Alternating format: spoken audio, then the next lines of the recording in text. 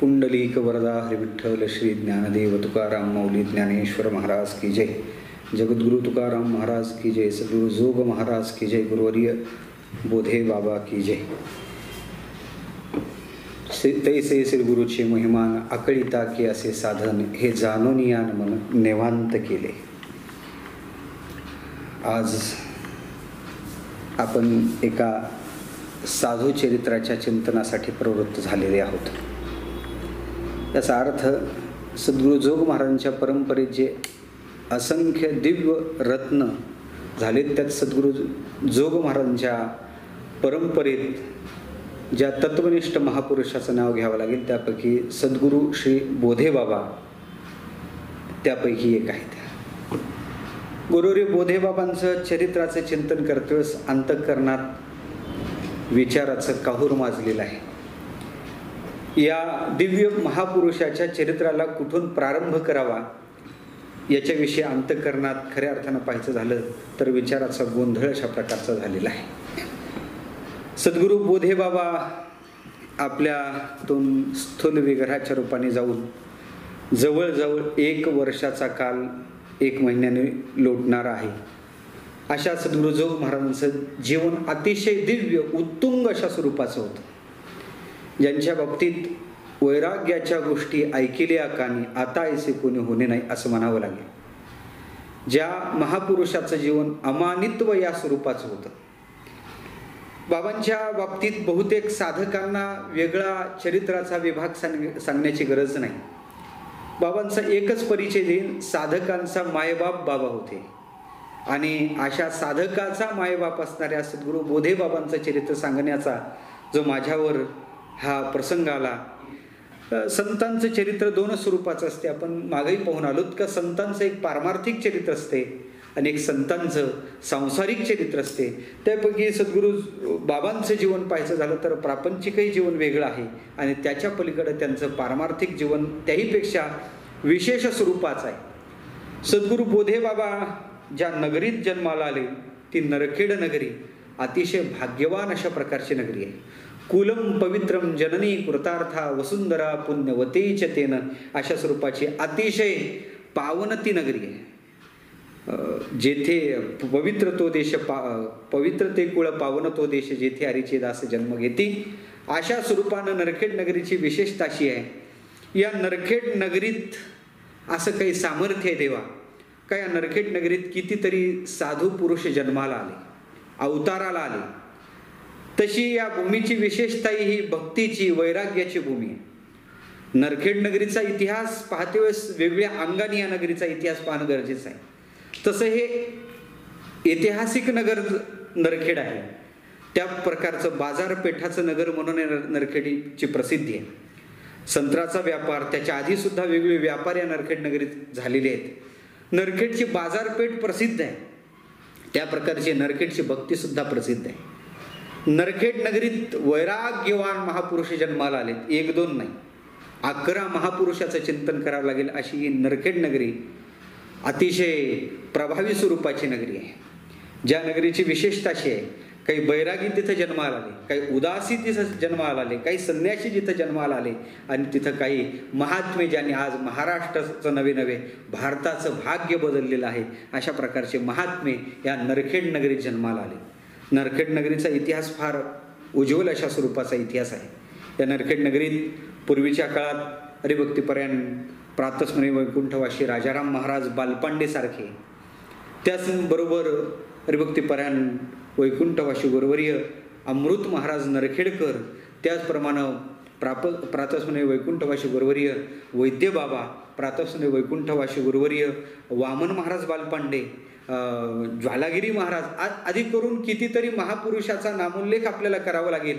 आणि त्याचं चिंतन करायचं झालं तर नरखेड या विषयावरच आपल्याला स्वतंत्र चिंतनासाठी 1 दिवस द्यावा लागेल. अशा प्रकारची नरखेड नगरी फार प्रभावित अशा प्रकारची नगरी आहे.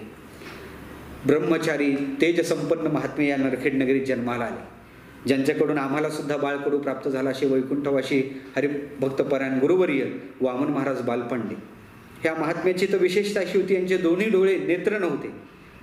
ब्रह्मचार्याचं कडक अशा प्रकारचं तेज चेहऱ्यावर झळकत होतं. आणि बाल्य अवस्थेपासूनच भजनाची आवड करून भजनाने अखंड अशा प्रकारच्या विदर्भाला ज्यांनी ढवळून टाकला, असं वैकुंठवासी गुरुवर्य प्रातस्मरणीय वामन महाराज बालपांडे यांचंही चिंतन करावं लागेल. अशी ब्रह्मचारी महात्मे या नगरीनं अर्थात या मातीनं त्यांना जन्म घातला, अशी प्रभावी नरखेड नगरी आहे. त्यातच गुरुवर्य ज्यांचा प्रामुख्यानं उल्लेख करावा लागेल ते गुरुवर्य शांतीब्रह्म मारुती बाबा या नरखेड नगरीतलेच आहेत. त्याचबरोबर गुरुवर्य वैकुंठवासी बोधे बाबासुद्धा या नरखेड नगरीतच अवताराला आले. या नरखेड नगरीची विशेषता अशी आहे, गुरुवर्य मनोहर महाराज म्हणून एक महात्मे होऊन गेले, या नरखेड नगरीतच ते जन्माला आले. या नरखेड नगरीच्या प्रभावामुळं अखंड संबंध महाराष्ट्राला परमार्थाची एक दिशा भेटली. वारकरी शिक्षण संस्थेला आपलं जीवन समर्पित करून अध्यापनाची अव्याहत परंपरा चालवणारे गुरुवर्य मारुती बाबा, गुरुवर्य वैद्य बाबा, गुरुवर्य अमृत महाराज यासारखे महात्मे या नरखेड नगरीतच जन्माला आले, ज्यांच्या आवाजाचं मामासारख्या महापुरुषांनी म्हणावं का अमृत तुझ्या आवाजात देवानी अमृत ओतलं रे, अशी अतिशय गोड मंडळी या नरखेड नगरीत आली. सिद्ध अवस्थेला प्राप्त झाल्यानंतर सुद्धा या महात्म्यांनी आपली साधकी अवस्था सोडली नाही. त्यापैकी प्रातस्मरणीय वैकुंठवासी गुरुवर्य बोधे बाबा आहेत. या गुरुवर्य बोधे बाबांचा लौकिक इतिहास पाहायचा झाला तर बाबांचा जन्म नरखेड नगरीत 15 फेब्रुवारी 1946ला झाला. 1946ला बाबा या नरखेड नगरीत मी जन्माला म्हणणार नाही, यावे विष्णुदाशी तरीच गर्भवाशी उद्धार लोकाशी पूज्य व्हावे, या न्यायानं बाबाचा अवतार या नरखेड नगरीत झाला. जणू तर मी म्हणेल जगद्गुरु तुकोबाराय महाराजांनीच आपल्या गाथ्याच्या चाली सांगण्यासाठीच हा नूतन अवतार धारण केला की काय असं म्हणावं लागेल. ज्या बाबांच्या तपस्वी वाणीतून ज्या गाथ्याच्या चाली आल्या त्या आजही सुद्धा साधकाला भुरळ पडल्याशिवाय राहत नाहीत, अशा अतिशय गोड चाली या महात्म्याच्या मुखातून आलेल्या आहेत. म्हणून गाथ्याचा अर्थ सांगण्यासाठी, गाथ्याच्या त्या प्रासादिक चाली सांगण्यासाठीच गाथ्यावर गद्यात्मक नाही तर त्या चालीच्या रूपानं जगाला पटवून देण्यासाठीच हा अवतार असायला पाहिजे, असे गुरुवर्य बोधे बाबा या नरखेड नगरीत जन्माला आले.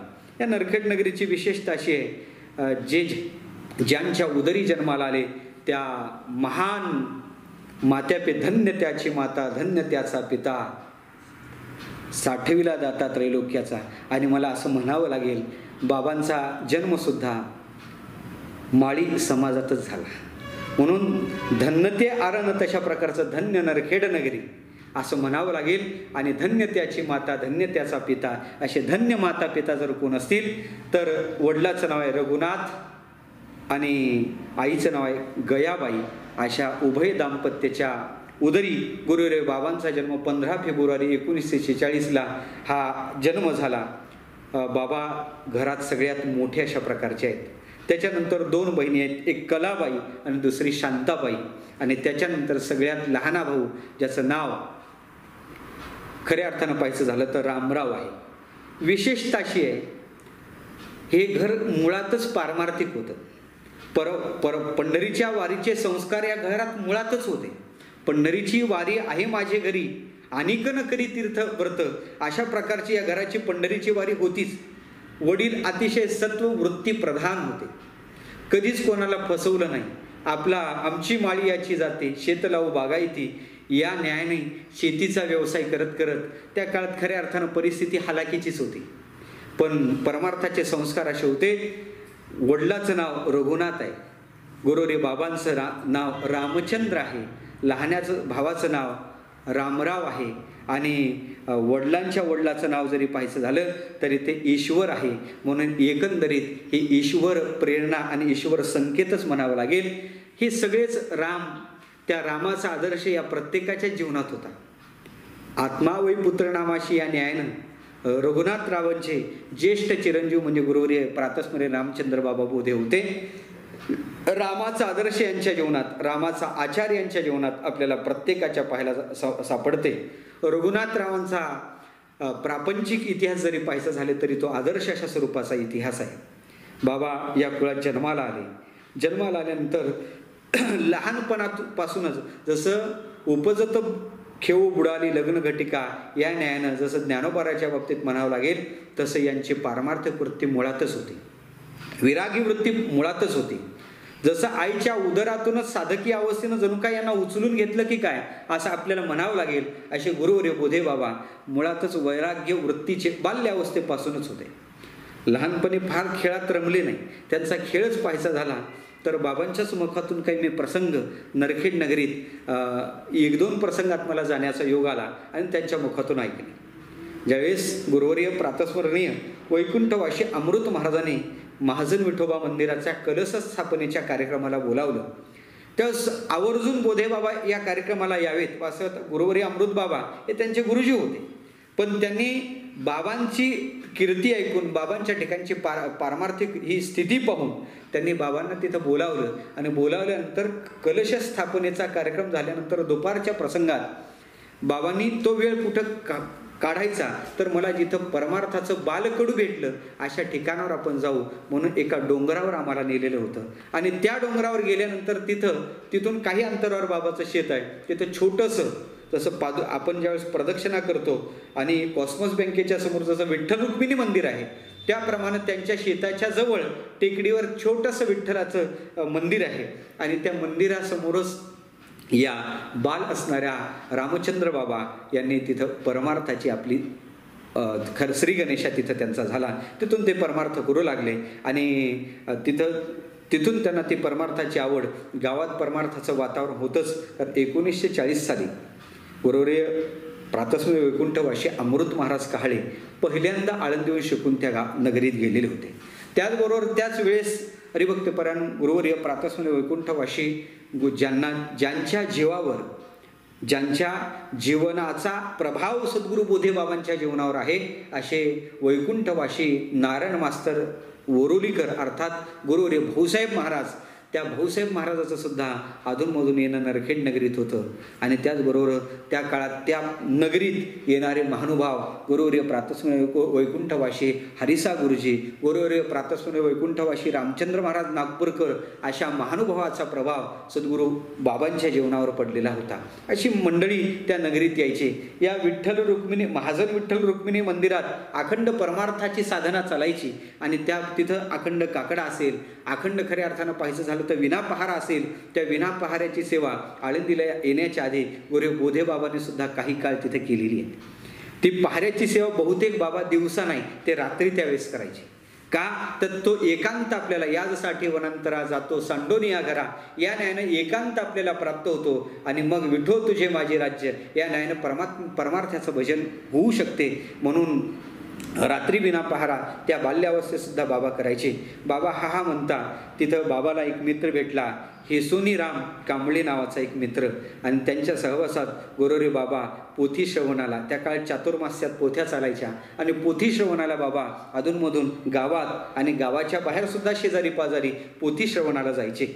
त्या काळात हा म्हणता बाबांच्या बाल्यावस्था नाडेकर हायस्कूलमध्ये बाबांचे 10वीपर्यंत शिक्षण केलं, पण ते बाबा अंतर गुडगुळा येते, बाह्य वक्तुम न शक्नोती अशी स्थिती. घरात बाबा वडील होते, घरी खऱ्या अर्थानं संत्र्याचा बाग होता, कारण नागपूर शहर आणि नरखेड प्रांत संत्र्यासाठी प्रसिद्ध होता.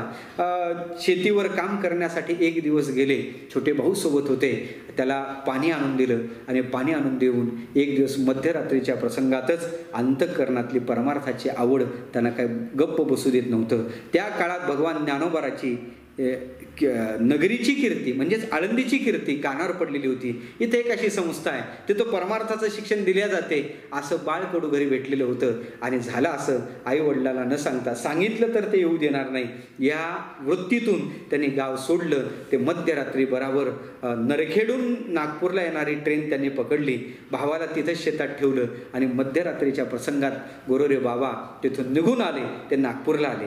जेमतेम पैसे जवळ होते आणि त्या पैशात त्या काळात सकाळच्या 4ची पुण्याला येणारी एक गाडी, ती गाडी त्यांनी पकडली आणि पुण्याला आले. पुण्यापासून आळंदी यायला ते पैसे नव्हते, काहीतरी चाराने आठाने काहीतरी ते तिकीट असायला पाहिजे. आणि तसंच तशा प्रकारचं तिथून बिना तिकीटनं आळंदीपर्यंत आले. आळंदीपर्यंत आल्यानंतर त्या काळात असणाऱ्या त्या कंडक्टरनं विचारलं त्यांना, का रे बाबा पैसे? त्याने सांगितलं माझ्याजवळ पैसेच नाही. त्याने कंडक्टरनं सुद्धा कशासाठी आला? म्हणे शिकण्यासाठी आलो. आणि असं करता करता आळंदीपर्यंत त्यांचं येणं झालं. आळंदीत आल्यानंतर बहुतेक कोणाचा परिचय नाही. जे महापुरुष भेटले त्यापैकी गुरुवरे भाऊसाहेब महाराज त्यावेळेस वारकरी शिक्षण संस्थेत अध्यापनाचं काम करत होते. पण कोणीच आपल्याला ओळखीचं नाही. मग करायचं काय? राहायचं कुठं? मोठा प्रश्न. त्या काळात सकाळी हाळदे एकीतले धर्मशाळेतले एक सद्ग्रस्त भेटले आणि त्या सद्ग्रस्ताने हे या लहान असणाऱ्या बाळकाला पाहिलं आणि लहान असणाऱ्या बाळकाला पाहून त्यांनी आपल्या धर्मशाळेत त्याला आश्रय दिला. बाबांनी जवळपास 15 ते 20 दिवस हाळदे धर्मशाळेत सुरुवातीला काढले आणि त्याच्यानंतर प्रदक्षिणा करता करता सकाळच्या वेळी भाऊसाहेब महाराजांची भेट झाली. आणि मग भाऊसाहेब महाराजांच्या त्या भेटीमुळं कुठून आला त्यांनी परिचय दिला. आणि परिचय दिल्यानंतर सांगितलं का तो राहण्याची व्यवस्था नाही, मधुकरीची व्यवस्था नाही. आणि मग त्यांनी देवीदास धर्मशाळेत त्या काळात गुरुवर्य नानाला सांगितलं आणि नानाला सांगून बाबांची राहण्याची व्यवस्था देवीदास धर्मशाळेत केली. देवीदास धर्मशाळेत बाबा तेव्हा जे आलेत भाऊसाहेबांच्या आज्ञेनं, तेव्हापासून शेवटपर्यंत गुरुवर्य बोधे बाबा देवीदास धर्मशाळेत वास्तव्याला राहिले. देवीदास धर्मशाळेत राहता त्याच्यानंतर गुरुवर्य भाऊसाहेबांच्या आज्ञेनं परमार्थाची ती साधना चालू झाली. लहान असणारे बाबा इथं आले, इथं राहू लागले आणि राहता त्या काळात गुरुवर्य अमृतबुवाजी अर्थात अमृत बाबा देवीदास धर्मशाळेतच यायचे. गुरुवर्य रामचंद्र महाराज नागपूरकर तेही देवीदास धर्मशाळेतच यायचे. काही दिवसावर हा म्हणता कार्तिकी आलेली या सर्व महात्म्यांची भेट झाली, दर्शन झालं, पण अमानित्व वृत्ती होती. आपला परिचय सुद्धा समोर करायचा नाही अशी त्यांची स्थिती. आणि SSC अर्थात 10वी पास झालेला हा विद्यार्थी नरखेडून आला. हे अमृतबुवाजीने त्यांना पाहिलं, ओळखलं आणि ओळखल्यानंतर मग संस्थेत बस अशी आज्ञा केली. आणि आज्ञा केल्यानंतर भाऊसाहेबांच्या मार्गदर्शनाखाली वारकरी शिक्षण संस्थेत बाबा इथं आले 61ला आणि 62 साली वारकरी शिक्षण संस्थेत प्रवेश घेतला. वारकरी शिक्षण संस्थेत प्रवेश घेतल्यानंतर त्या काळात त्यांना गुरुरूपाने प्राप्त झाले गुरुवर्य प्रातस्मरणीय वैकुंठवासी कदम माऊली, गुरुवर्य प्रातस्मरणीय वैकुंठवासी शांताराम गुरुजी, वैकुंठवासी गुरुवर्य प्रातस्मरणीय विठ्ठल बाबा घोले, गुरुवर्य प्रातस्मरणीय आपले मारुती बाबा नुकतेच शिक्षक लागलेले होते.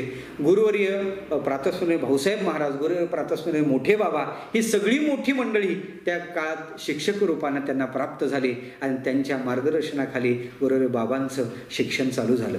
पूर्वी एक विशेष गोष्ट सांगेन. बाबांच्या ठिकाणी ह्या भजनाची जी साधना घडली ती नंतरच्या काळात घडलेली साधना आहे. वारकरी शिक्षण संस्थेत बाबाचा प्रवेश झाला आणि बाबा अभ्यास करू लागले. त्या अभ्यासातही त्यांची गती चांगल्या प्रकारची होती, पण अभ्यासापेक्षाही त्यांची विशेष भर जो होता तो साधनेवर होता. कारण बाबाची वृत्ती ही मुळातच साधकीय होती आणि ते साधना करत होते. ते साधना करता करता करता गुरुवर्य बाबा तिथं राहू लागले. साधकीय वृत्ती त्यांची मुळात गावापासूनच असल्या कारणानं त्या साधनेचा दिवसेंदिवस सगळ्या विद्यार्थ्यावर त्या काळातल्या प्रभाव पडू लागला आणि बाबा अभ्यासापेक्षा साधनेवर विशेष भर देऊ लागले. त्याही काळात उत्तम गुण प्राप्त करून बाबा 4 वर्षाचा अभ्यासक्रम पूर्ण केला.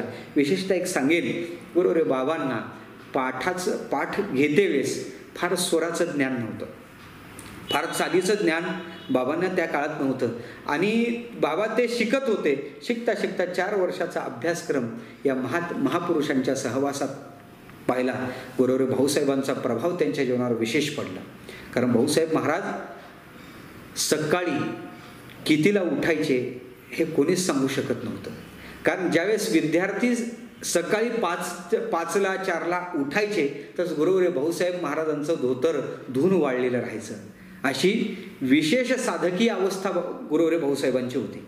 भाऊसाहेब आपल्या जीवनात परमार्थाची साधना नामजप इतका केला आणि तोच प्रभाव गुरुवर्य बाबांच्या जीवनावर पडला. भाऊसाहेब ज्यावेळेस नामजप करायचे त्यावेळेस हाताचे बोटं हालायचे. हाताचे बोटं हालते वेळेस भाऊसाहेबांच्या पायाचा अंगठा सुद्धा भाऊसाहेब सहज त्या बोटाचा बोटसुद्धा हलायचं. करता करता गुरुवरे भाऊसाहेब गेल्यानंतर काही वेळ बाबा गुरुवरे भाऊसाहेबांच्या पायाचा अंगठा हलत होता, म्हणून डॉक्टरसुद्धा संभ्रमात पडलेले होते. ही विशेषता होती. इतकी नामसाधना त्यांनी केली. त्याचबरोबर गुरुवर्य बाबांच्या जीवनावर ज्या महापुरुषांचा प्रभाव पडला, तर जे गुरुवर्य रामचंद्र महाराज नागपूरकर त्यांनी सुद्धा आपल्या जीवनात इतकी नामसाधना केली. गुरुवर्य अमृतबुवाजी त्यांच्या जीवनात सुद्धा खऱ्या अर्थानं परमार्थाची साधना विशेष होती. मी असं सांगेन, ते सिद्ध असून सुद्धा साधकीय अवस्था त्यांची सुटलेली नव्हती. जास्त वेळ कोणाशी बोलत बसायचं नाही. एखादा साधक आला, कामापुरतं बोललं का मग त्यांना लगेच ते सांगायचे, या बुवा या तुम्ही आता. आणि याच वृत्तीनं तो प्रभाव यांच्या जीवनावर पडल्या कारणानं विशेषतः बाबा आळंदीला येण्याच्या आधी 1958ला नरखेडला एक भव्य दिव्य स्वरूपाचा सप्ताहाचं आयोजन केलं. आणि त्या सप्ताहात 8ही दिवस गुरुवर्य भाऊसाहेब महाराज तिथे राहिले. गुरुवर्य धोंडा महाराज तिथे राहिले. गुरुवर्य मामासाहेब त्या सप्ताहाला राहिले. गुरुवर्य हरिसा गुरुजी त्या सप्ताहाला राहिले. त्या दत्तराम मास्तर म्हणून एक प्रसिद्ध पारमार्थिक तज्ज्ञ होते, त्या काळात तिथे ते राहिले. त्या वासुदेव महाराज आडगावकर त्या सप्ताहाला राहिले. अशी सगळी मंडळी, दिग्गज मंडळी त्या काळात राहिले. आणि त्यांना जवळून पाहण्याचा योग आला. आणि तोच प्रभाव विशेषत्वानं त्यांच्या जीवनावर पडल्या कारणानं ते इथं आले. ते शिक्षण करता करता 4 वर्षाचा अभ्यासक्रम पूर्ण झाला. आणि पूर्ण झाल्यानंतर आता काय, ततक्किम हा मोठा प्रश्न होता. आणि त्याचबरोबर त्या परमार्थाची साधना त्यांना गप्प बसू देत नव्हते. यादसाठी वनांतरा जातो सांडोनिया घरा, या न्यायानं गुरुवर्य भाऊसाहेबाच्या आज्ञेनं बाबा घुराडेश्वर डोंगरावर परमार्थाची साधना गाथा पाठ करण्यासाठी गेले. गाथा पाठ करण्यासाठी गेलेले बाबा गाथा पाठ करत होते. आणि ते त्या डोंगरावर त्यांना सांगाती भेटले. त्यावेळेस आत्ता असणारे गुरुवर्य सुदाम महाराज म्हणून डोंगरावर आजही ते वास्तव्य करतात. ते बाबापासून वास्तव्य करतात. ते बाबाचे सहपाठी आणि सोबत अशा प्रकारची परमार्थाची गाथा पाठ करण्याची साधना त्यांनी डोंगरावर केली. त्याचबरोबर त्यावेळेस परमार्थातले भजन भीष्म ज्यांना म्हणावं असं साहेबराव नाना म्हणून, वारकरी नाना, साहेबराव नाना प्रसिद्ध होते. आणि साहेबराव नाना म्हणजे भजनातले एक भीष्माचार्य म्हणायला काही हरकत नाही. असे भजन भीष्म साहेबराव नानाचा सहवाससुद्धा बाबांना प्राप्त झाला.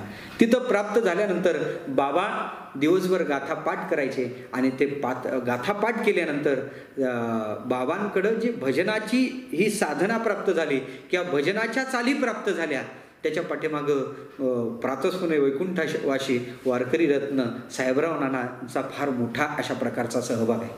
साहेबराव नानांचा प्रभाव बाबांच्या जीवनावर पडला. बाबांनी दिवसभर जे अभंग पाठ केले त्याला संध्याकाळच्या वेळी साहेबराव नाना सोबत बसायचे. आणि सोबत बसल्यानंतर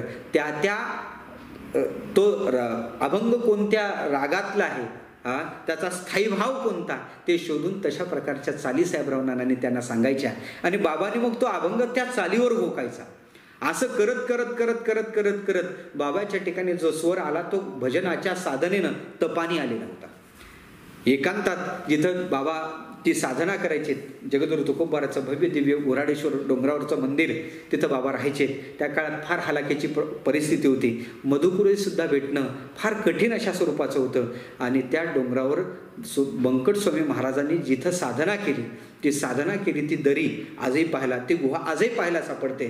त्या गुहेत बाबांनी, स्वामी महाराज जिथं साधनेला बसायचे, स्वामी महाराजांनी गाथा ज्ञानेश्वरी भागवती 3 ग्रंथ पाठ केले. आणि ते पाठ केल्यानंतर स्वामी महाराज ते साधना करतेवेळेस ज्या खुंटीला आपली शेंडी बांधून ठेवायची, ती खुंटी आजही आपल्याला त्या डोंगरावर पाहायला सापडते. खूप जणांनी ते काढण्याचा प्रयत्न केला, पण स्वामी महाराजांनी ब्रह्मचार्याच्या ताकदीत रोवलेली परमार्थाची अतिशय पक्की खुंटी आजही कोणी काढू शकलं नाही. आणि तिथं बाबांची साधना, बाबा एकांतात राहायचे. एकांतजीवी साधना होते. तुकाराम तुकाराम तुकाराम नामजप, तुकोबाराजांचा अतिशय नामजप त्यांनी केला. आणि तिथं ती चाली घोकत बाबाला उत्तम अशा प्रकारचा गळा प्राप्त झाला. उत्तम बाबा गायक अशा स्वरूपानं तयार झाले. त्याचबरोबर गाथा पाठांतर आणि त्याचबरोबर त्या अभंगाच्या चाली, त्याच्यामुळं दुग्ध शर्करा योग बाबांच्या जीवनात प्राप्त झाला. बाबाचा कीर्ती सुगंध. त्या काळात बाबा अंतर्मुख वृत्तीचे आणि तो गाथा आधीच वैरागी वृत्ती आणि त्या विरागी वृत्तीत त्या तुकोबाराच्या गाथेचं केलेलं चिंतन त्याने ते वैराग्य इतकं पक्क झालं का सांगायचं काम नाही. अतिशय दृढ झालं. विवेकासहित वैराग्याचे बळ धगधगीत ज्वाळ अग्नी जैसी. आणि तिथून बाबाच्या वैराग्याची विशेषता सांगेन. बाबा जसे आळंदीला आले त्याच्यानंतर बाबा घरी कधी परतलेच नाही. आई वडीलसुद्धा स्वर्गवासी झाले. बाबांना तार आली तरी बाबांनी घरी जाण्याचा विचार केला नाही. माझे ज्ञानोबारायच माझे मायबाप आहेत. आणि भावाला सांगितलं आईवडिलाच्या अस्थी जिथे घेऊन ये, इथंच आपण समर्पण करू, पण मी आता मात्र घरी येणार नाही. मग तुका म्हणे त्याचा संग नव्हे भला, शोधित विठ्ठला जाऊ आता, या वृत्तीतून आलेले बाबा घरी गेलेच नाही. त्याच्यानंतर एक मोठा सप्ताह 85 साली मोठा अशा प्रकारचा भव्य दिव्य सप्ताह नरखेड नगरीत आयोजित झाला. त्या सप्त्याला गुरुवर्य प्रातस्मरणीय वैकुंठवासी धोंडा महाराजांच्या आग्रहाने 84ला आईवडील गेले आणि 85ला बाबा त्या सप्ताहासाठी तेवढे गेले. आणि बाबा गावात गेल्यानंतर सुद्धा घरी गेले नाही. जे मंदिर आज विठ्ठल रुक्मिणी मंदिर आहे तिथं अखंड परमार्थाची साधना चालते, त्या मंदिरातच बाबा वास्तव्याला राहिले. घरचे जे भेटायला आले ते तिथंच आले.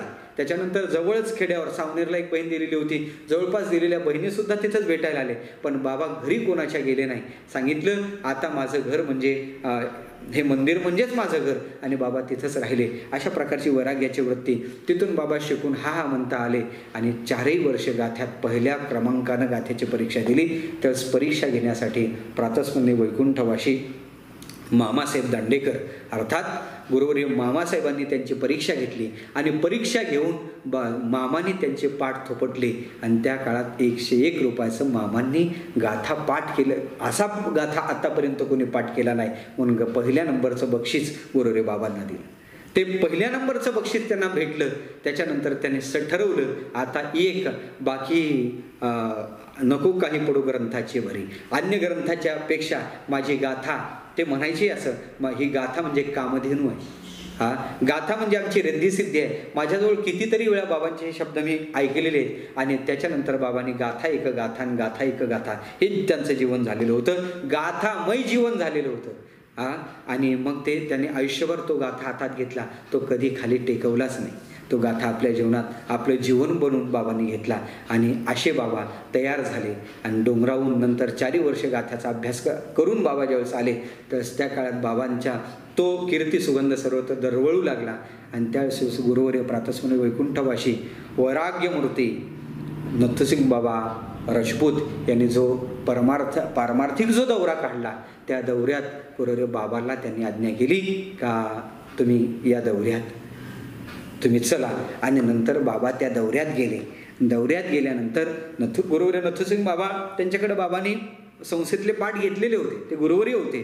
पण बाबाच्या विषयी गुरुवर्य नथसिंग बाबाच्या अंतःकरणात सुद्धा आदर होता. विद्यार्थी असून सुद्धा शिक्षकांना ज्यांच्याविषयी त्यांच्या पारमार्थिक स्थितीकडे पाहून अंतःकरणात आदर निर्माण झालेला होता. कारण कितीतरी प्रसंग असे दौऱ्यातले आहेत, ते सांगू तर तो स्वतंत्र चिंतनाचा विषय. म्हणजे दौऱ्यात पूर्ण बाबांनी जे नियम ते पूर्ण काटेकोर पालन करायचे. सकाळी सगळ्या साधकांना, दौऱ्यात असणाऱ्या सगळ्या साधकांना गुरुवर्य बाबा सकाळीच उठवायचे. आणि उठवल्यानंतर ते साधक ते आपली परमार्थाची साधना करायचे. बाबाला कधी बाबाचं उठणं सकाळचं 3चं होतं, म्हणून त्या साधकांना सुद्धा बाबा लवकर उठवायचे. आणि मग काही साधक गुरुवर्य नथसिंग बाबाकडे तक्रार करायचे, पाहणं बाबा झोपू देत नाही, तितक्या लवकर उठवतात, इतक्या सकाळी काय करायचं.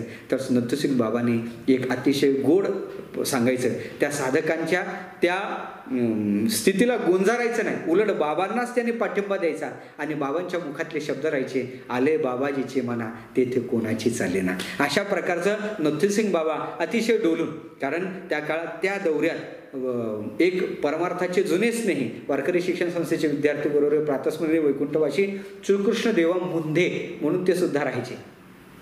असे सगळी मंडळी ज्यांनी गुरुवर्य मारुती महाराज गुरु यांची सेवा केलेली होती, अशी सगळी मंडळी त्या दौऱ्यात राहायचे. तो परमार्थाचा एक आनंद म्हणजे पुरुषार्थ सिद्धी चौथी घेऊन आपल्या हाती रेघाला भक्तिपंथी जगा देतो असा 2 महिन्याचा दौरा करून त्र्यंबकची वारी झाल्यानंतर तो दौऱ्याची सांगता व्हायची. आणि ती दौऱ्याची सांगता झाल्यानंतर गुरुवर्य बाबांनी पुन्हा डोंगर गाठायचा, डोंगरावर आपली परमार्थाची साधना करायची. आणि त्यानंतर आपल्याला जेवण करतो सुद्धा बाबांनी 1 टाइमचाच आहार सेवन करायचा, अशा प्रकारचं ठरवलं.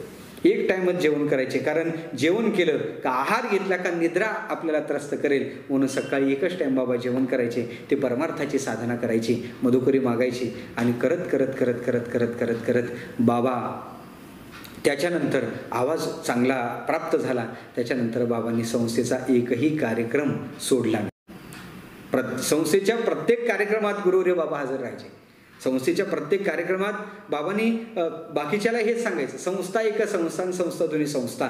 संस्थेच्या फडावर गुरुवर्य बोधे बाबा उभेच आहेत.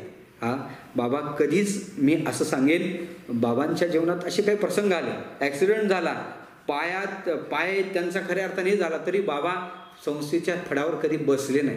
ते उभेच होते आणि शेवटपर्यंत ते उभेच राहिले. मला वाटते संस्थेची शताब्दी झाली त्यातही बाबा उभेच होते. भजनाची साधना, त्याच्यानंतर पारायणाची साधना, हे सगळं बाबा उभेच राहून बाबांनी केली. असे गुरुवर्य बाबा होते. बाबांची विशेषता अशी, बाबा त्याच्यानंतर इथं राहू लागले आणि त्याच्यानंतर पंढरपूरला चातुर्मास्यात बाबा यशवंत भुवन म्हणजेच रामचंद्र महाराज नागपूरकर या मठात राहू लागले. तिथं सुद्धा या महात्म्यांचा सहवास त्यांना प्राप्त झाला. आणि त्याचबरोबर पंढरीत गुरुवर्य प्रातस्मरणीय वैकुंठवासी धोंडा महाराज, गुरुवर्य प्रातस्मरणीय वैकुंठवासी एकनाथ महाराज खंदारकर, गुरुवर्य प्रातस्मरणीय शंकर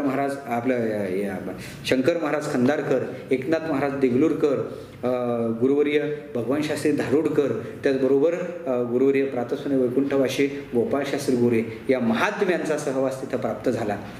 बाबांची ही साधकीय वृत्ती इतकी विशेष होती. बाबांनी पंढरपुरात प्रत्येक फडावर, जसं आळंदीला जोगमारांच्या फडावर उभं राहून कीर्तनाला साथ करायची, तसं पंढरपुराला सुद्धा एकनिष्ठपणाने देगलूरकर घराण्याशी बाबा अनन्य राहिले. आणि तिथून प्रत्येक त्यांचा कोणताही कार्यक्रम बाबाच्या निर्याणापर्यंत बाबा सद्गुरू धोंडा महाराजांच्या सप्ताहाला हजर राहायचे.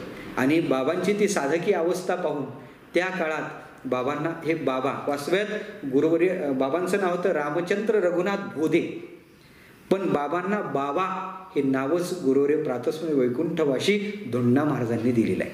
मी असं गुरुवर्य नाना महाराज कोठेकरांच्या मुखातून ऐकलं. बाबांना बाबा वास्तव्यात पूर्वी अलीकडं बाबा कोणालाही म्हणतात, हे अलीकडं बाबा म्हणे, पण त्या काळात बाबा बहुतेक म्हणत नव्हते. वारकरी शिक्षण संस्थेसुद्धा गुरुवर्यांच्या नावाच्या समोर बुवा असा एक विशेष होता. ते सगळेजण बुवा म्हणायचे. बाबा बहुतेक नव्हतं. बाबा वयोवृद्ध आहे, तपोवृद्ध आहे, ज्येष्ठ आहे, श्रेष्ठ आहे, अशालाच बाबा ही पदवी प्राप्त व्हायची. पण त्या काळात बाबाची ही साधकीय अवस्था पाहून रामचंद्र बोधे बुवा यांनाच बाबा नाव धोंडा महाराजांनी दिलं. आणि शेवटपर्यंत मग त्याच्यानंतर सगळेच बाबाला बाबा म्हणू लागले. बाबांना हे बाबांचं जीवन इतकं विशेष होतं. साधना करायची, पण त्या साधनेचा मोबदला आपल्या जीवनात बाबांनी कधीच अपेक्षित ठेवला नाही. विशेषतः सांगेन पंढरपूरचा प्रसंग. पंढरपूरला शंकर महाराज खंदारकर यांच्याकडं सप्ताह व्हायचा, वार्षिक जो उत्सव होता त्या उत्सवाला बाबा हजर राहायचे. आणि त्या उत्सवाला हजर राहायचे. 7 दिवसपर्यंत त्या गाथा भजनाचा विना गुरुवर्य बाबांनी सांभाळायचा. 7 दिवसापर्यंत तो विना बाबांनी सांभाळला. आणि सांभाळल्यानंतर झाला असं, शेवटच्या दिवशी मग सगळ्या ज्यांनी पारायण केलं, ज्यांनी भजन केलं, त्यांचा सत्कार म्हणून थोडंफार फुल नाही फुलाची पाकळी त्यांना बक्षीस म्हणून काहीतरी द्यायचं असं महाराजांनी ठरवायचं. बाकीचे टाळकरी थांबायचे. पण गुरुवर्य बाबा गाथ्याची पूजा झाली, आरती झाली का बाबा तिथून निघायची. आणि निघते वेळेस गुरुवर्य शंकर महाराज खंदारकरांनी सांगितलं, अहो बुवा थांबा, आम्हाला थोडं पूजा करायची आहे. आणि पूजा करायची म्हटल्यानंतर सांगायचं, महाराज तुमचा फक्त आम्हाला आशीर्वादच असू द्या. आणि बाबा तिथून काहीच घ्यायचे नाही. अर्थात बाबाची ही विरागी वृत्ती कायमच होती. म्हणून बाबांची ही वृत्ती पाहून त्या काळातले वेदवानातले दिग्गज असणारे प्रातस्मरणीय वैकुंठवासी शंकर महाराज खंदारकर त्यांना म्हणायचे, हे तुकोबाराचं छोटं मॉडेल आहे. म्हणजे बाबांना तुकोबाराचं छोटं मॉडेल हे शंकर महाराज खंदारकर म्हणायचे. असं गुरुवर्य प्रातस्मरणीय पूजनीय महाराजांच्या मुखातून, अर्थात चंद्रशेखर महाराज देगलूरकर यांच्या मुखातून मी ऐकलं. महाराजांनी सांगितलं का खऱ्या अर्थानं त्यांना तुकोबाराचं छोटं मॉडेल ते म्हणायचे. बाबांचा तसा संबंध कधीच वाद नाही. तुका म्हणे तुम्ही करा घटापटा, नका जाऊ वाटा आमुची या. आणि अशा या न्यायानं बाबा राहिले. त्याच्या कारण सगळ्या फडकऱ्याशी बाबांचा संबंध विशेष होता. त्याचबरोबर विशेषत्वानं सांगायचं झालं तर सगळे जे वारकरी आहेत त्यांचं सुद्धा अतिशय निरतिशय प्रेम गुरुवरे बाबावर बसलं. बाबांवर सगळ्यांचं प्रेम होतं, सगळ्यांचं प्रेम. आणि त्यानंतर हे पाहता पाहता पाहता पाहता रामचंद्र महाराज गेले. आणि त्याच्यानंतर चातुर्मास्यात बाबा पंढरीला राहता राहता काही साधकसुद्धा तिथे राहू लागले. आणि मग ते साधक राहिल्यानंतर या साधक हृदय, बाबाचं हृदय मात्र त्यांना गप्प बसू देणार. मग त्याच्यानंतर त्यांच्या मधुकरीची व्यवस्था व्हावी, त्यांच्या राहण्याची व्यवस्था व्हावी म्हणून गुरुवरे बाबा त्याला झटू लागले. आणि त्याच्यानंतर चातुर्मास्य प्रसिद्धी, बाबांच्या चातुर्मास्याची प्रसिद्धी तिथून झाली. नंतर भरपूरसे साधक बाबाकडे राहू लागले. आणि राहता राहता राहता राहता बाबा त्या साधकांची सर्वस्वी जबाबदारी घ्यायचे. त्याच तो साधक राहिल्यानंतर तो साधक त्या चातुर्मास्यात आईवडिलाला सोडून आलेला. मग त्याला बाबाने आईचंही प्रेम द्यायचं आणि बाबाचंही प्रेम द्यायचं, असं बाबाच त्याचे आईबाप व्हायचे. आणि त्या साधकावर किती प्रेम केलं, किती प्रेम केलं मी शब्दात ते सांगू शकत नाही. अशा प्रकारचं अगणित प्रेम साधकावर केलं. कारण बाबाचं जीवन हे साधक हेच झालं होतं. बाबा जे झटायचे, बाबा बाहेरून सप्ताहाला जरी जाऊन आले, जे काही आलं ते बाबांनी कधीच स्वतःसाठी ठेवलं नाही. ते सगळं माझ्या साधकासाठी समर्पण. बाबांची इतकी विशेषता होती. बाबांच्या जीवनात 2 धोतर, 1 सदरा, याच्या पलीकडं दुसरी संपत्ती नाही. गाथा आणि ज्ञानेश्वरी याच्या पलीकडे या महात्म्याने आपल्या जीवनात थोडीसुद्धा संपत्ती जवळ संग्रहित करून ठेवली नाही. संग्रही गाथा ज्ञानेश्वरी हेच आमचं धन आहे. ज्याचे धन सदा हरीचे चिंतन हेच ज्यांचं धन होतं. अशी विरागी वृत्ती होती. जवळ असलेलं जे काही आलं, कपडे आले ते साधकांना द्यायचे. ज्यांना गरज आहे अशा साधकांना बाबांनी पारखून ते अशा प्रकारचे ते कपडे द्यायचे. जवळ आलेला पैसा साधकांच्या आरोग्यासाठी, त्यांच्या जेवणाच्या व्यवस्थेसाठी बाबांनी खर्ची करायचा. जवळ रुपयाही ठेवायचा नाही. असं करता करता बाबाचा कीर्ती सुगंध संबंध महाराष्ट्रावर पसरू लागला. आणि प्रत्येकाला असं वाटू लागलं का बाबा आपल्याकडे यावे, बाबा आपल्याकडे यावे. आणि असे बाबा साधकाचे मायबाप झाले. मायबाप झाल्यानंतर कितीतरी साधक गुरुवरे बाबांच्या जवळ राहू लागले. राहता राहता राहता राहता त्या साधकांना सांभाळूही बाबा लागले. जीवनातली तितिक्षा पाहिजे झाली तर कमालीची तितिक्षा गुरुवरे बाबांच्या जीवनात होती. तितिक्षेचे प्रसंग असं सांगेल, ज्या मठात बाबा राहायचे त्या मठाचा व्यवस्थापक म्हणून एक व्यक्ती होता. मी त्याचं नाव नाही सांगणार, पण त्या व्यक्तीपासून भरपूरशा साधू पुरुषाला त्रास झाला. त्याप्रमाणे गुरुवरे बाबांना सुद्धा तो फार त्रास द्यायचा, फार त्रास द्यायचा. पण बाबांनी कधी त्याच्याविषयी ब्र शब्द काढला नाही. एखादा व्यक्ती बाबांना त्या व्यक्तीच्या विषयी बोलू लागला तर बोलतोच बाबा सांगायचे जाऊ द्या ना, कसाही असला तर तो आपला मठ सांभाळतो ना, मग मठ सांभाळतो असं बाबा सांगायचे. पण कधी कोणाच्या निंदेत बाबांनी सहभाग कधीच घेतला नाही. वाणीला परमात्म्याच्या नावाच्या व्यतिरिक्त अन्य कशाचा निंदेचा विटा कोणाच्या बाकी बाबांच्या वाणीला कधी तो लागलाच नाही. अशा प्रकारचं बाबांचं प्रखर जीवन होतं. तितिक्षा कमालीची होती. एक प्रसंग सांगेल. बरोबर बाबांच्या जीवनात बाबांचा जो गाथा पारायणाचा सप्ताह, तो पारायणाचा सप्ताह संपला आणि त्याच्यानंतर भव्य दिव्य मिरवणूक पंढरी क्षेत्रात निघायची. आणि पंढरी क्षेत्रात ती निघलेली मिरवणूक वाळवंटात आली. आणि काही साधक फुगड्या खेळता खेळता फुगडी बाबाच्या अंगावर आली. आणि अंगावर आल्यानंतर बाबाच्या पायाला इजा झाली. बाबाचा पाय फ्रॅक्चर झाला. फ्रॅक्चर झाल्यानंतर झालं असं तिथून बाबाला मठात आणण्यात आलं. मठात आलेले बाबा तरी पण काय होते, काहीच नाही. बाबाचं नामस्मरण चालू, पण ते राहुल्या गेलं नाही. गुरुवर्य प्रातस्मरण वैकुंठवासी भानुदास महाराज मठात आले. आणि मठात आल्यानंतर वारीची गर्दी, अनवाणी पायानं महाराज आले. आणि अनवाणी पायानं कळल्याबरोबर आले. आणि कळल्याबरोबर आल्यानंतर तिथून त्यांनी दवाखान्यात त्यांना नेलं. दवाखान्यात नेल्यानंतर बाबाच्या पायाला प्लॅस्टर झालं. ते प्लॅस्टर बाबाच्या पायाला करण्यात आलं. प्लॅस्टर करण्यात आल्यानंतर डॉक्टरांनी सांगितलं, बुवा तुमचा पाय नीट होईल, पण तुमचं कमरेत फ्रॅक्चर झालेला आहे, सांध्यात फ्रॅक्चर आहे. तुमचा जर पाय हलला तर तुमचा पाय कधीच नीट होणार नाही, म्हणून तुम्ही पाय हलू नका असं सांगितलं. ते प्लॅस्टर करून दिलं आणि त्याच्याखाली एक स्केल पट्टी बसवली. ते प्लॅस्टर झाल्यानंतर बाबाला मठात आणण्यात आलं. महाराज आश्चर्य असं सांगेल, 2 महिन्यापर्यंत तो पाय बाबांनी कसाच हलवला नाही. प्लॅस्टरवरचा थोडासुद्धा जर लावलेला मुलामा थोडासुद्धा बाजूला झाला नाही. डॉक्टरनी ते पाहिलं आणि पाहिल्यानंतर डॉक्टरच्या डोळ्यात पाणी आलं. म्हणे काय ही कमालीची तितिक्षा आहे. जसा पाय ठेवल्यानंतर, विशेषतः सांगेन, ते प्लॅस्टर काढल्यानंतर जी स्केल पायाच्या खाली दिली होती, ती स्केल पायात रोवल्या गेलेली होती आणि त्या स्केलवर मांस चढलं होतं. इतकी कमालीची तितिक्षा, दुखते नाही, काहीच नाही, पूर्ण जीवन परमात्म्याला समर्पण, सगळी वृत्ती परमात्म्यात त्यांची घडून गेलेली होती. अशी कमालीची तितिक्षा ज्यांच्या जीवनात होती.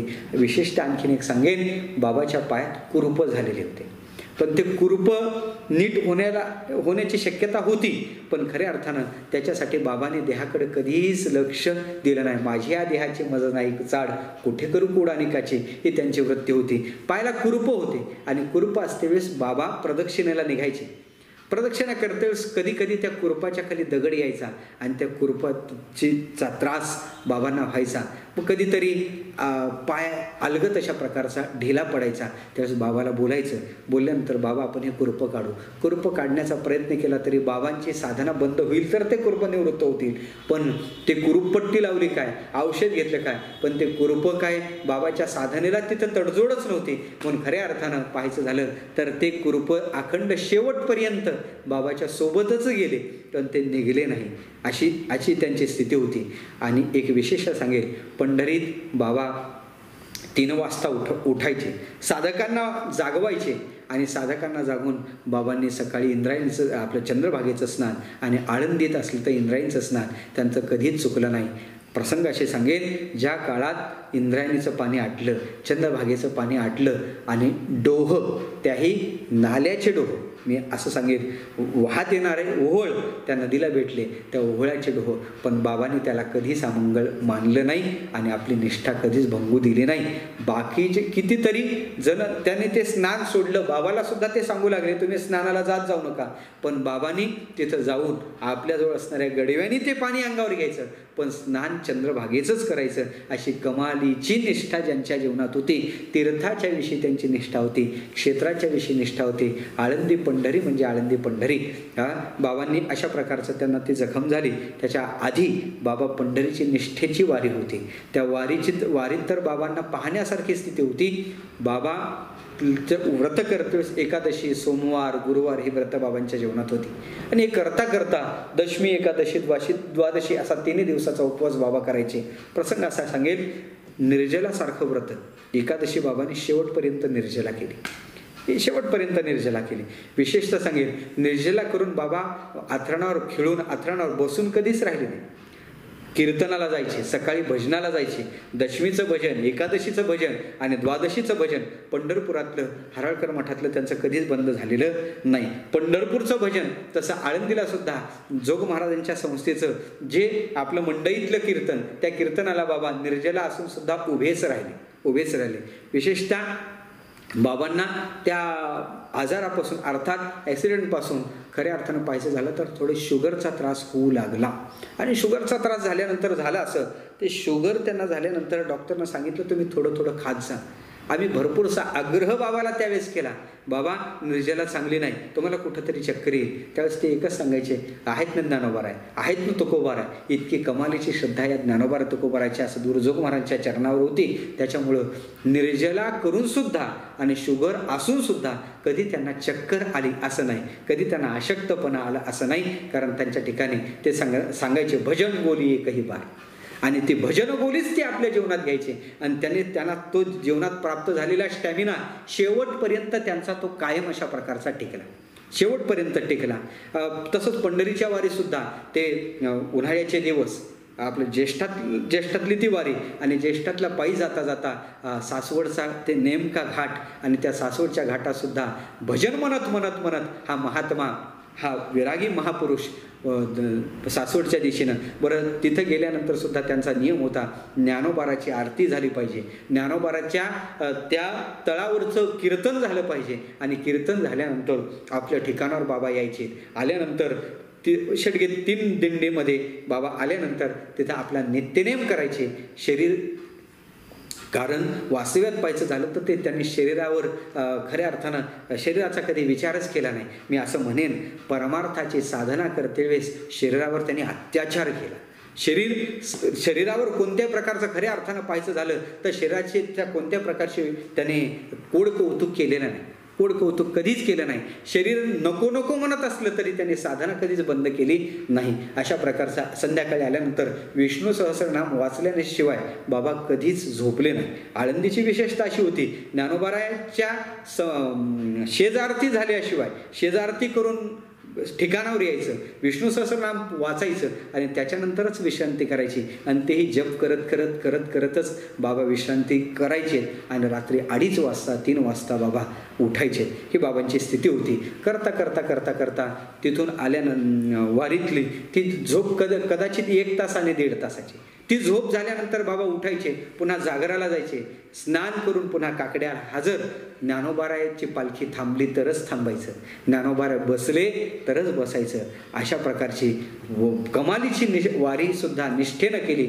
जोपर्यंत पाय चांगला होता तोपर्यंत बाबांनी वारी केली. आणि वारी करता करता करता करता झालं असं मग वारी शक्य नाही का? मग बाबांनी पायी वारी शक्य नव्हती तर त्याच्यानंतर मग बाबांनी महिन्याची आळंदी पंढरीची वारी शेवटपर्यंत निर्याणापर्यंत ती वारी केली. शुद्ध वारीला पंढरी आणि वद्य वारीला आळंदी. नवमीलाच बाबा पंढरपूरला जायचे आणि पुन्हा आळंदीला सुद्धा बाबा कुठं जरी असले तरी वद्य वारीला आळंदीला यायचे. या बाबांच्या जीवनातल्या निष्ठेच्या वाऱ्या. बाबा वारीला यायचे आणि वारीला गेल्यानंतर विशेषतः बाबांच्या ती ही कीर्ती सुगंध सर्वत्र पसरल्या कारणाने बाबाला दर्शनाला प्रत्येकजण ओळखीचे झाल्या कारण ते सोडण्याचा प्रयत्न करायचे. पण बाबा सांगायचे आपल्याला देव पाहतो, असं मधून दर्शन कधीच घ्यायचं नाही. बाबांनी निष्ठेनं ते दर्शन बारीत लागूनच घेतलं. मग तो कितीही वेळ लागो. बाबा म्हणायचे जाऊन तरी काय करायचं, वारीत अर्थात त्या बारीत उभं राहून आपलं चिंतन घडते. म्हणून बाबा नामस्मरण करत करत करत करत करत त्या बारीत लागायचे. अज्ञाना प्रगटावा धर्मोतैसा आचरणे. साधकाने सुद्धा हे घ्यावं याच्यासाठी बाबा आपल्या आचारातून वासुदेव बाबांनी कीर्तन कधीच केलं नाही. संस्थेतलं प्रॅक्टिसचं तेवढंच तुकाराम तुकाराम नाम घेता कापेयम एवढ्याच अभंगावर बाबांनी कीर्तन केलं. ते शेवटचं कीर्तन आणि तेच पहिलं कीर्तन. त्याच्यानंतर भरपूर जणांनी आग्रह धरला बाबाला, पण बाबांनी कधीच कीर्तन केलं नाही. बाबांनी सांगितलं कीर्तन तुम्ही करा, आम्ही भजन करतो. तुका म्हणे येथे भजन प्रमाण काय थोरपण जाळावे ते. भजन म्हणल्यानंतर बाबांनी कधीच आळस केला नाही. प्रत्येकाच्या फडावर चातुर्मास्यात भजन करायचे. आळंदीला आल्यानंतर प्रस्थानचं भजन ज्ञानोबाराच्या मंदिरात करायचे. असं भजन बाबांनी अखंड भजन आणि भजन आणि भजनच केलं. आणि भजन करत करत करत करत त्या भजनाची बाबांनी दीक्षासुद्धा कितीतरी साधकांना दिली. बाबाकडून तयार झालेले कितीतरी साधक आज उत्कृष्ट प्रकारचे गायक आहेत. त्याप्रमाणे आज ज्याला अभिनव गंधर्व म्हणावं असे हरिभक्तीपरायण आदरणीय पंढरीनाथ महाराजजी आरू, त्याचबरोबर आमचे ज्यांनी बाबांच्या आपल्या जीवनात बाबा एक बाबा असं ज्यांनी जीवन सांभाळलं आणि आज सारे संबंध महाराष्ट्राला नाही भारताला ज्यांची ख्याती माहीत आहे असे हरिभक्तीपरायण आदरणीय ज्ञानेश्वर महाराजजी मेश्राम हे सुद्धा गुरुवर्य बाबांकडेच शिकले. बाबांचा अतिशय प्रेम यांच्यावर गुरुवर्य पंढरीनाथ महाराज गुरुवर्य. त्याचबरोबर पाहायचं झालं तर आपले हे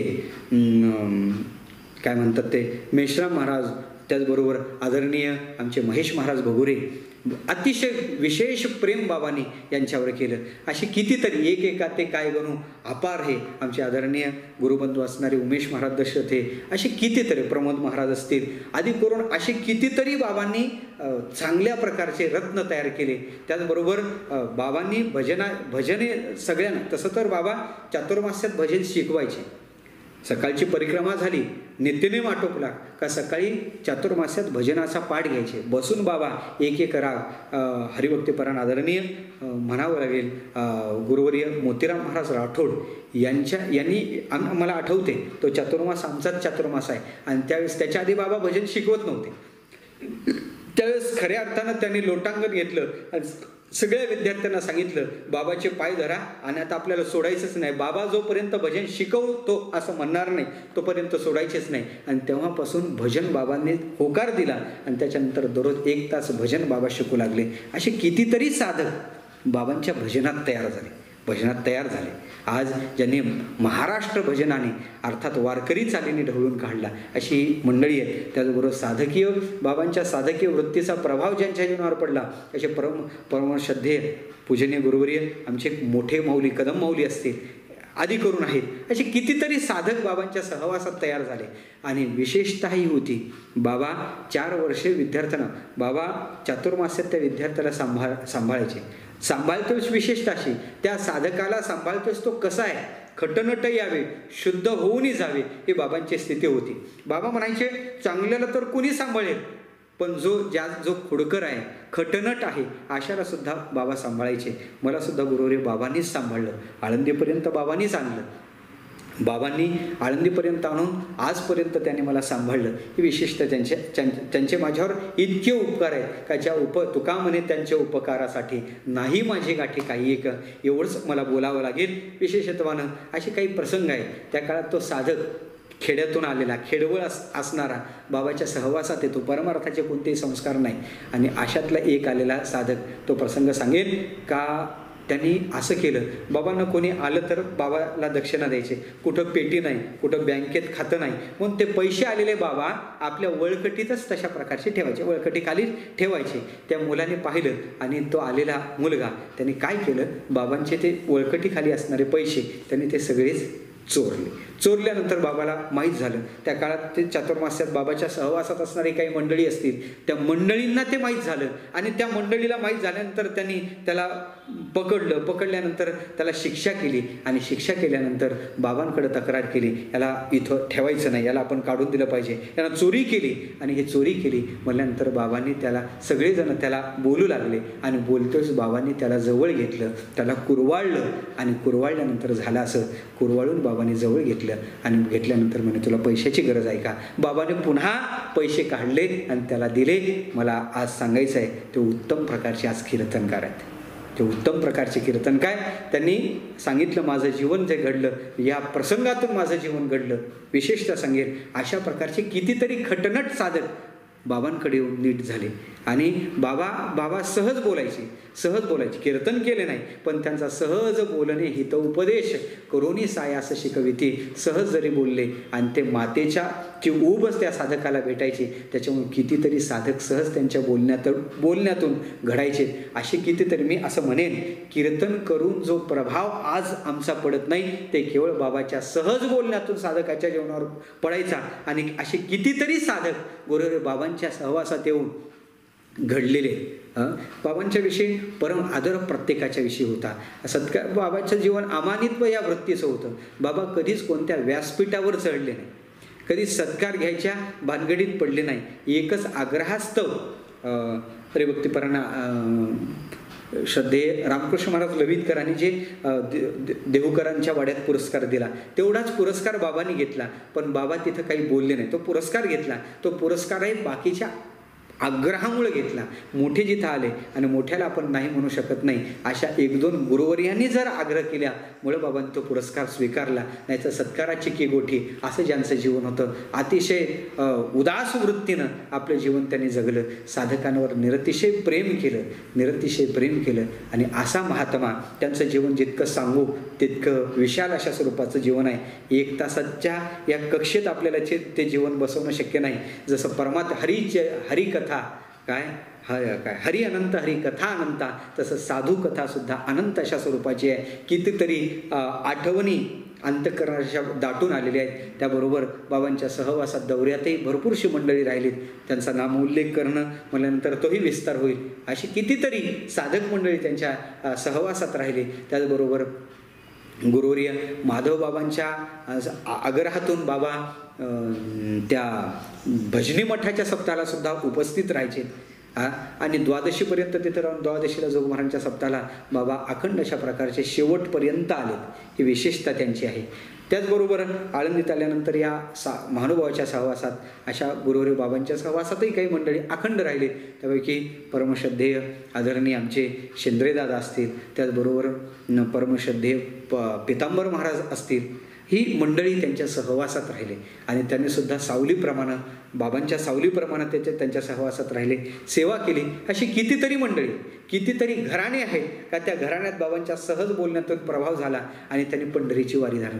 बाबा सहज बोलायचे, मग काय आता रिटायर झाले ना, या ना पंढरीच्या वारीला. आणि अशी महिन्याची कितीतरी विदर्भातून वारी करणारे, खानदेशातून वारी करणारे, मराठवाड्यातून वारी करणारे असे कितीतरी साधक तयार केले. तो साधक आळंदीला आला, 4 वर्ष झाले का बाबांनी त्याच्या हातात एकच द्यायचं, गाथा तरी द्यायचा आणि ज्ञानेश्वरी तरी द्यायची. आणि ते गाथा ज्ञानेश्वरी देऊन बाबा त्याला एकांतात पाठवायचे. एकांतात आपलं घोराडेश्वर डोंगर, भंडारा डोंगर अशा डोंगरावर ते पाठवायचे. तिथं त्या साधकांनी ती साधना करायची आणि ते साधना करते वेळेस त्या साधकाला काय कमी जास्त पडते याची बाबांनी जातीनं दखल घ्यायची आणि त्याला जे पाहिजे ते धान्य, पैसा, आरोग्य हे बाबांनी त्याला पुरवायचं. वास्तवात पाहायचं झालं तर विशेषता अशी होती, त्या साधकाला ते सांभाळायचे. गाथा ज्ञानेश्वरी पाठ करणारा साधक बाबाला फार आवडायचा, फार त्याच्यावर बाबा प्रेम करायचे. गाथा ज्ञानेश्वरी पाठ केल्यानंतर बाबा त्याची फार स्तुती करायचे. असं त्या गाथा साधकावर प्रेम करणारे, गुणवानावर प्रेम करणारे आणि अवगुणावरही प्रेम करणारे बाबा होते. म्हणून अशा गुणवानावर प्रेम करून बाबांच्यामुळंच खूप जण घडलेत. आज आमचे खऱ्या अर्थानं मी आधी सांगून आलो, खऱ्या अर्थानं आरू महाराज असतील, त्याच्यानंतर मेश्राम महाराज असतील, त्याच्यानंतर भगुरे महाराज असतील. आज भगुरे महाराज भरपूर क्लास त्यांनी आज चालू केले आणि बाबांच्या चाली त्याने आज ते प्रसारित करत आहेत. हे खऱ्या अर्थानं बाबा स्थूल विग्रहाच्या रूपाने गेले तरी चालीच्या रूपानं आजसुद्धा आपल्याला पाहायला सापडते. बाबाची चाल ऐकली का, ती चाल ऐकली का बाबा स्मरणात येते, असं बाबांचं जीवन होतं. गोड अशा प्रकारच्या चाली. त्याचबरोबर बाबांनी प्रेम केलं. गौरवर्य चैतन्य महाराज देगलूरकर, चंद्रशेखर महाराज देगलूरकर कीर्तनात ते उभे राहायचे आणि त्यांच्याविषयी बाबा एक शब्द वापरायचे, उल्हास बुवा, आम्ही महाराजांना सुद्धा पाहिलं. म्हणजे महाराजांची ज्ञानेश्वरी ऐकले, पण आज अर्थात गुरुवर्य चैतन्य महाराजांची ज्ञानेश्वरी ऐकते वेळेस असं वाटते का महाराजापेक्षा सुद्धा महाराज विशेष अशा प्रकारचं सांगतात. बाबा जे विशेष अशा प्रकारचं प्रेम करायचे. अशी काही मंडळी आहेत, जवळ ज्यांचा सहवास लाभला अशी काही मंडळी आहेत. त्यापैकी असे गुरुवर्य बाबा आयुष्यभर भजन केलं. साधक ज्या बाबांनी घडवले त्या बाबांची विशेषता अशी, पंढरपूरची वारी जवळपास गेले वर्षीच्या वारीत बाबा दशमीचं भजन, दरवर्षी आम्ही त्या भजनाला सोबत जातो. याही वर्षी मला सकाळी फोन आला पण मला जाणं शक्य झालं नाही. मी मग सांगितलं माझी चाल राहिली, मला चालत पुढं जायचं, तुम्ही भजनाला जा. आणि अशा प्रकारचे बाबा भजनाला गेले. 2 ठिकाणचं भजन करून संध्याकाळी मोने नावाचे सद्गृहस्थ त्यांच्याकडे भजन राहायचं. त्या भजनाला बाबा तिथं पोहोचले आणि भजन करता करता करता भजन झालं. दशमीचं व्रत होतं, फराळ झाला आणि बाबा आळंदीच्या दिशेने निघाले. पण त्यांच्याकडे आलेला नवीनच ड्रायव्हर, त्यांनी त्या गाडीला ड्रायव्हरून पाठवला. येता येता येता गाडीला थोडे खऱ्या अर्थानं पैसे झाले तर अपघात घडला आणि त्या अपघातात गुरुवर्य बोधे बाबांच्या मानेला जे हाड आहे, मणक्याला झटका बसला, तिथं क्रॅक झाला आणि ते क्रॅक झाल्यानंतर तिथून बाबाला संचेतीमध्ये आणण्यात आलं. संचेतीमध्ये आणण्यात आलेले बाबा संचेतीत उपचार घेत होते, पण त्यांचा सगळा ध्यास मनी वेधूतयाचा, पंढरीरायाचा, पंढरीच्या दिशेनं लागला होता. वास्तव्यात त्यांना घटना कशी घडली हे लक्षातच आलं नाही. आम्ही ज्यावेळेस त्यांच्याजवळ गेलो त्यावेळेस सांगायचे, आता आपण देहूचं दर्शन झालं, आपण आता आळंदीचं दर्शन करून पंढरपूरला लवकर जाऊ बरं. आणि कधी कधी म्हणायचे का हो, एवढी मोठी रेल्वे आणखीन कशी पंढरपूरला पोहोचत नाही. असा पंढरीचा ध्यास ज्या महात्म्याच्या चित्तात लागला. करता करता करता करता करता बाबा त्यातून बाहेर आले आणि थोडं सावध होऊ लागले. आणि त्याच्यानंतर संचेतीला 1-1.5 महिन्याचा तिथं उपचार घेतला आणि उपचार घेतल्यानंतर आषाढी एकादशी जवळ आली. आम्ही पंढरीच्या वाटेनं निघालो. पंढरीला जाण्याची इच्छा, मी दशमीला बाबाला विचारलं, बाबा मी पंढरपूरला जाऊ का? म्हणे जा, आता तुम्ही जा. मी पंढरपूरला गेलो, लवकर या. मी लवकरून पंढरपूरला आलो. तिथं गुरुवर्य खऱ्या अर्थानं पाहायचं झालं तर पितांबर महाराज, त्याचबरोबर आमचे शेंद्रे दादा बाबांच्या समवेत सेवा करायला सावलीसारखे सोबतच होते. आणि करता करता करता करता आम्ही पंढरपूरला गेलो आणि पंढरपूरला गेल्यानंतर एकादशी करून द्वादशीला सकाळीच फोन आला. मी पुन्हा वापस आलो. वापस आल्यानंतर झालं असं, तिथं बाबांनी सांगितलं, उल्हास बुवा तुम्ही पंढरपूरला देवाच्या दर्शनाला गेले, पण पांडुरंगानेच मला इथून असं दर्शन दिलं का आत्तापर्यंत जीवनात मला पांडुरंगाचं असं दर्शन कधीच झालं नाही. त्या दर्शनाने मी तृप्त झालो आणि त्याच्यानंतर बाबाच्या चेहऱ्यावर जे समाधान होतं ते समाधान असं काही विलक्षण अशा स्वरूपाचं समाधान होतं आणि त्या विलक्षण समाधानात बाबा चिंतन करत होते. मग ते आपल्याला होणाऱ्या वेदना त्याच्याकडेही बाबाचं लक्ष नव्हतं. तिथून मग थोडं थोडं बाबा बरे होऊ लागले. त्याच्यानंतर मग आपण आळंदीला जायचं का, आळंदीला जाऊ म्हटल्यानंतर बाबा आळंदीला आले आणि त्याच्याही नंतर त्यांच्या प्रकृतीत थोडी थोडी सुधारणा होऊ लागली. सुधारणा होत होत होत बाबा पाय टाकू लागले. पण अचानक नियतीचा संकेत काही वेगळा असेल. तिथून बाबाची अचानक एक दिवस प्रकृती बिघडली.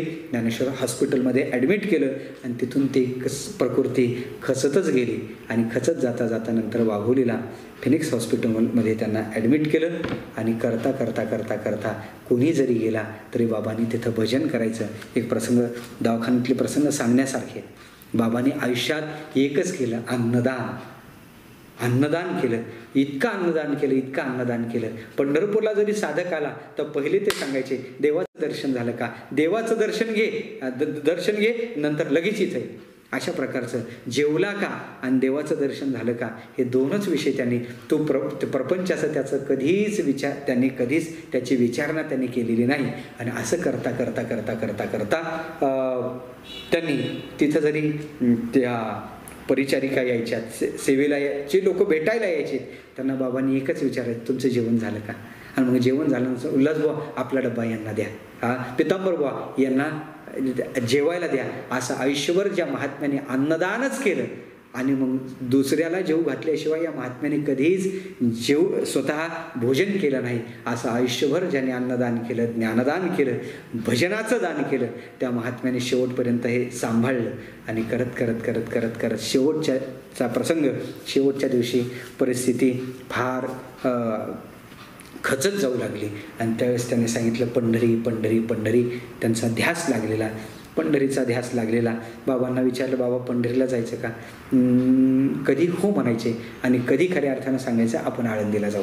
अशा प्रकारचं बाबा बोलायचे. पण पंढरीचा ध्यास त्यांच्या चित्तात अखंड लागला. पंढरीची आपली वारी चुकली, त्यांना ते थोडी खंत चित्तात राहिलेलीच होती. आणि करता करता करता करता शेवटचा दिवस उजाडला आणि उजाडल्यानंतर हॉस्पिटलमधून फोन आला, बाबाची प्रकृती बिकट अशा स्वरूपाची आहे आणि तुम्हाला बाबांनी स्मरण केलं, लवकर तुम्ही या.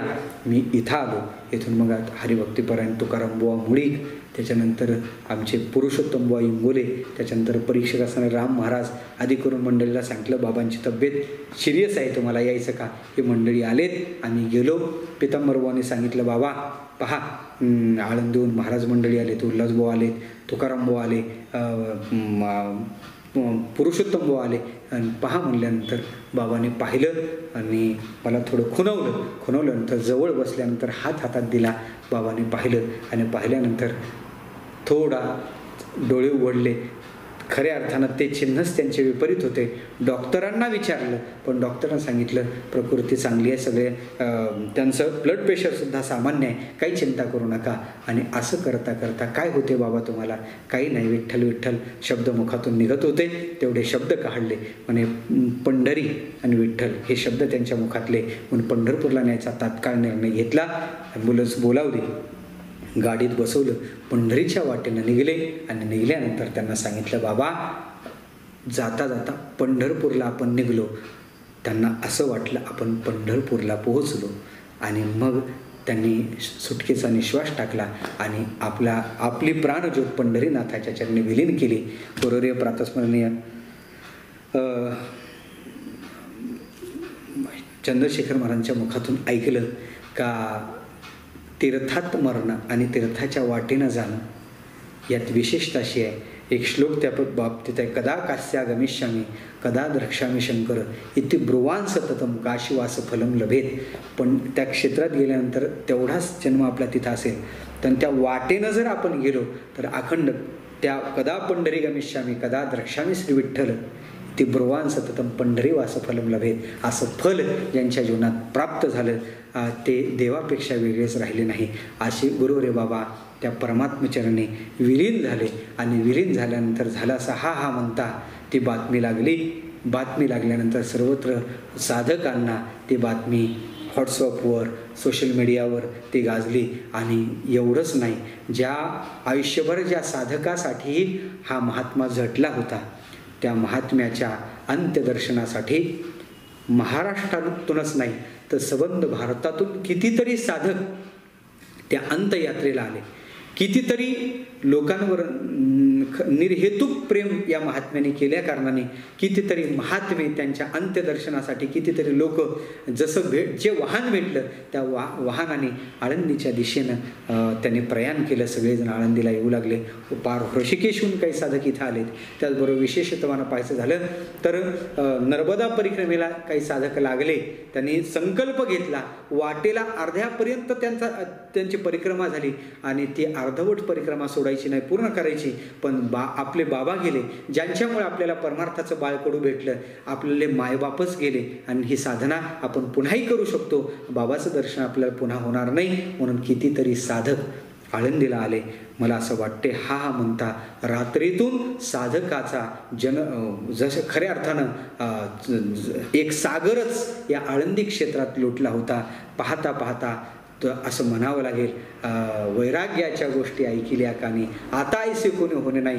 किती साधक आले तर एक सांगेन, बाबांच्या खऱ्या अर्थानं अंत्यदर्शनासाठी रस्ता भरगच्च झाला होता असं सांगेन. मुंगेला सुद्धा जायला जागा नव्हती. वारकरी शिक्षण संस्थेच्या नवीन इमारतीपासून तर पार त्या घाटापर्यंत सगळ्या साधकाची दाट अशा प्रकारची गर्दी झालेली होती. असं म्हणतात गोरवरे प्रातस्मने वैकुंठवासी मामांना असा जनसमुदाय लोटला होता, तसा गोरवरे बाबांच्या अंत्यदर्शनासाठी असा सागरच साधकाचा लोटला होता. ज्या मायबापांनी आयुष्यभर आळंदीत आल्यानंतर आईवडिलाचं स्मरण होऊ दिलं नाही, इतकं प्रेम त्या महात्म्याने केलं. त्या महात्म्याचं शेवटचं दर्शन आपल्याला व्हावं त्याच्यासाठी प्रत्येकजण धडपडत होता. आपल्याला जे भेटेल ते त्यांना समर्पण करण्याची इच्छा करत होता. आणि अशा बाबांचा अंतविधीचा सोहळा इंद्रायणीच्या घाटावर भव्य दिव्य रूपात पार पडला. सद्गुरू जोग महाराजांच्या समाधीनजीक बाबांना खऱ्या अर्थानं अखेरची अशा प्रकारची श्रद्धांजली सर्वांनी वाहिली. सर्वांनी साश्रू नेत्रांनी ती श्रद्धांजली समर्पण करत करत करत करत करत करत तिथून 14 दिवसापर्यंत भव्य दिव्य उत्सव आळंदीत झाला. अशा गुरुवरे बाबा तरी आज आपल्याला, कारण काळ फार क्रूर आहे, हा क्रूर असणारा काळ देहाने बाबाला घेऊन जाऊ शकला, पण बाबांची कीर्ती, बाबांचं भजन या रूपाने बाबा आजही अजरामर अशा स्वरूपाचे आहे. म्हणून अशा बाबांच्या चिरस्मृतीला त्यांच्या हे झालेली सेवा समर्पित करतो आणि वाणीला विराम देतो. अशा बाबाला आपण विसरूच शकत नाही. ते बाबा स्मृतीच्या रूपानं आपल्या ठिकाणी अखंड अशा स्वरूपाचे आहे. ही श्रद्धांजली त्यांच्या चरणी समर्पण करतो. मी थांबतो. पुंडलिक वरदा हरी विठ्ठल श्री ज्ञानदेव तुकाराम मौली ज्ञानेश्वर महाराज की जय. जगद्गुरु तुकाराम महाराज की जय. सद्गुरु जोग महाराज की जय.